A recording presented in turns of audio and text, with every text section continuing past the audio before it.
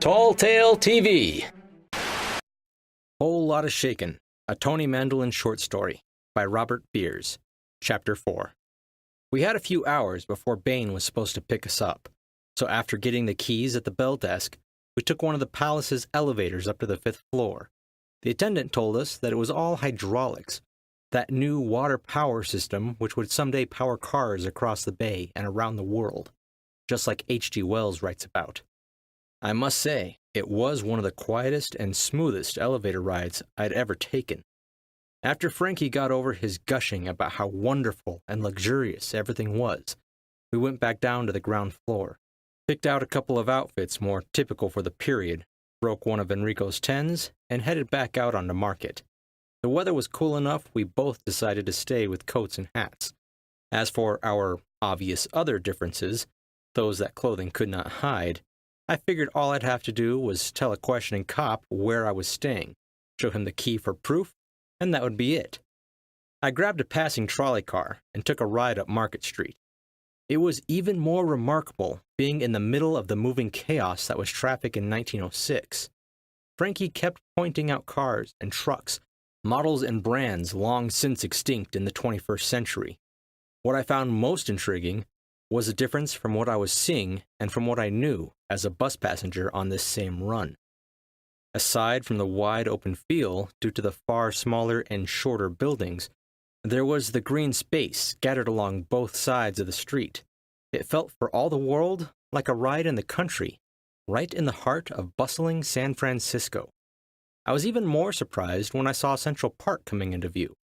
It looked like someone had grabbed a portion of the Marin headlands and plopped it into the middle of the city. Fully grown oaks and madrones lined the park, and the ground between and behind the trees was filled with long grass and smaller bushes. And then I saw the smoke. One of the other passengers, obviously a tourist from somewhere in the Midwest, said, "I will bet that's from the headhunters' camp." A woman added, "Oh, dear Lord, I hope they aren't all naked and disgusting." And then the crosstalk conversation went downhill from there. I got off the trolley, thinking that things hadn't changed all that much in the past century. Most people were still idiots. The one thing that had changed was the habit of charging for everything in present-day Frisco. We just got off the car and walked into the park. That was it. No gate, no guard, nothing. It was easy to see where the tribe had been placed, as the crowd headed that way was extensive. Frankie and I just went with the flow. The city had managed to either move or recreate the village setting the Filipino tribe had back on the islands, huts roofed with rushes, the tripod-supported cookpot, and so on. I wasn't sure the pointed log wall was authentic, and I was damned sure the crowd of tourists surrounding them, gawking and pointing, wasn't. "Interesting, isn't it?" I turned and looked down at a woman. She had reddish-brown hair under a brimmed hat and was dressed in what can be called a conservative business style of the day. What was different is that she spoke with a British accent, and she was holding a notebook, her pencil poised over the page. "Excuse me?" I replied. She put the pencil away and held out her hand. "E.M. Swifthook, reporter for the Chronicle. I wrote the article for today's paper, and I'm doing a series of follow-ups. What do you think of the display?" From what I remembered, the notion of a woman reporter was about as rare as hen's teeth in this time. Of course, she was British. I said, "I'm wondering more of what the display thinks of being put on display," I said, glancing back at the crowd. I was finding the whole thing a little disturbing. Swifthook was a real reporter, all right. She jumped on my admission like a cat on a mouse. "Really?" The pencil scribbled like mad. "What makes you say that?" Frankie entered the conversation with, "Tony, you should have seen those villagers. They look like hobbits from the Shire." As my brain went, "Oh God," Swifthook found a whole new goldmine of reporting in the big guy. It didn't matter if she was a real reporter or not. If what he was bound to tell her got into circulation... I looked around, desperate to find something to distract. The last thing I needed was Frankie getting into a storytelling jag and revealing where and when we were really from. To a reporter, of all things. As I said, oh my God. And then my eye caught just the sight. "Hey, Frankie!" I said, interrupting a distressingly familiar story in the work. Isn't that Teddy Roosevelt? Who? Where? Frankie didn't need to do anything to see over the crowd. He just turned in the direction of my point. Oh, wow, he said. Can we go meet him, Tony? He's one of my favorites, right behind Kennedy. That did it. The reporter obviously knew the difference between a fable and a disastrous slip of the tongue. Female or not, she had the instincts. She moved so she was facing both of us, and that pencil looking more and more like a weapon. Who are you really, and where are you really from? Frankie looked stricken. I said, Ma'am, you would not believe me even if I told you under whatever truth serum exists today. Swifthook looked confused. Truth serum? What's that? Frankie murmured. Oops. I took her by the arm. Tell you what, Miss Swifthook, we should talk, but not here. What? What are you doing? Let me go! People looked around and a few men started our way. I held out my ID.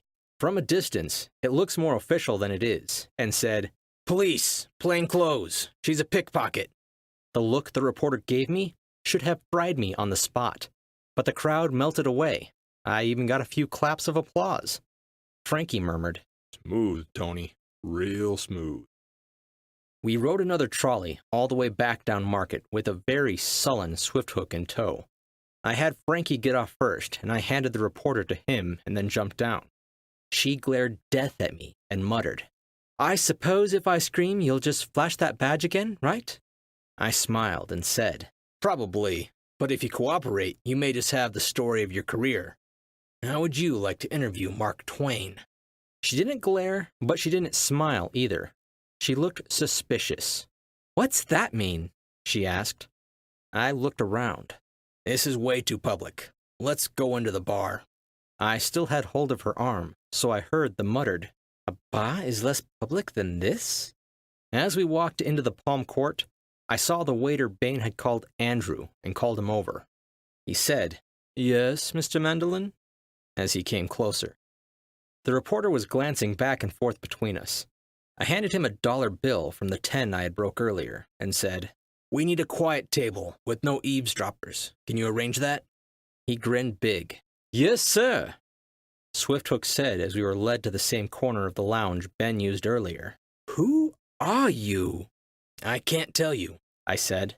1, you think I'm crazy, and 2, it might have a potentially damaging, even fatal effect on my family. Can't I be the judge of that? She replied with a toss of her head. I mean, it's not like you're going to say something like you're travelers from the future or outer space. Frankie mugged a face. Oh, no, we'd never say that. It's just that, you know. I managed not to groan. So what is it? Swifthook asked, her pencil poised. I held up a hand and said, I need a drink. Would you like a drink? She nodded, and I signaled for Andrew. After the drinks were served and sampled, I said, Mr. Jackson and I are detectives, and we are on a case that could have extreme consequences, especially for those on its edges. The person or persons we are after has shown no qualms about collateral damage. If you start reporting on this, you may very well include yourself and your paper in that category. Oh, come on, she said, almost snorting. Do you really expect me to swallow a line like that? Even with my father being a board member, I may be relegated to writing fluff pieces just because I have a bosom, but that doesn't mean I'm stupid. What's really going on? And do you really know Mark Twain? Clemens. She looked at Frankie. What? His name is Clemens. Sam Clemens. Mark Twain is just a nom de plume. She put her hand to her forehead. Oh, my dear Lord. We were still in the bar when Bane came for us. He said, I didn't bother checking the rooms. I figured neither of you would be able to sit and wait quietly. By the way, you look a lot better. Who is this charming young lady? She rose and held out her hand, just as she did when we met at the park. E.M. Swifthook. Ah, the Chronicle's intrepid woman reporter, Bane said, bowing over her hand. Landau Bane, at your service. How is your father? The effect of Bane's name on Swifthook was not what I had expected, especially not after she shot down my attempt at a half-truth. Landau Bane? The adventurer? Oh my goodness! Mr. Bane, would it be too much trouble to bother you for an interview? These gentlemen say they were friends with Mark Twain, but you, Landau Bane, wow! I guess her father went out the window. Bane then looked at us. Shall we invite this lady to the poker game? I looked at Swifthook. I thought she was going to ask him to marry her, right there and then. Getting into the game was easier than I thought it would be. At the sight of Bane, the guards, yes, there were more than one, about 5 more, opened the door and let us stroll right in. EM, as she had insisted on being called, oohing and awing the entire way. It wouldn't have been so bad, but Frankie was right there with her.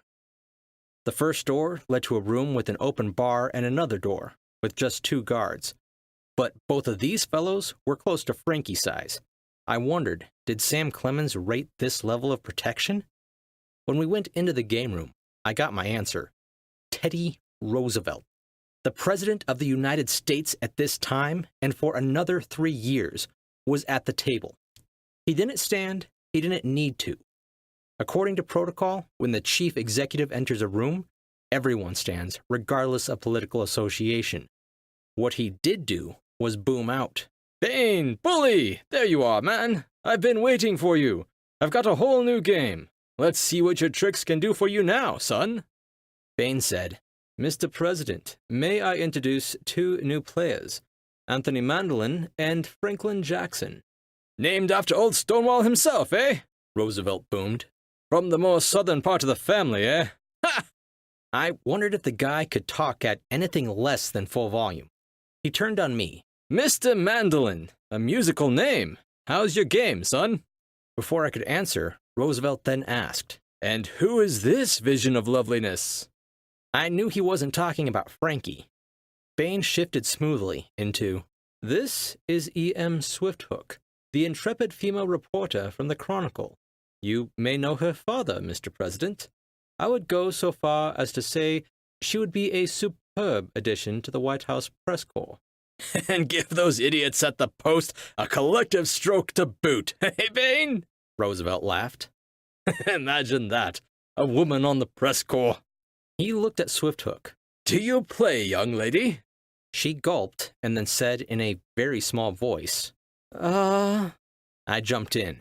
She sure does, Mr. President. I'm lucky to have $1 to my name after the last game. Bully! Roosevelt boomed. Bully! Martins, deal her in.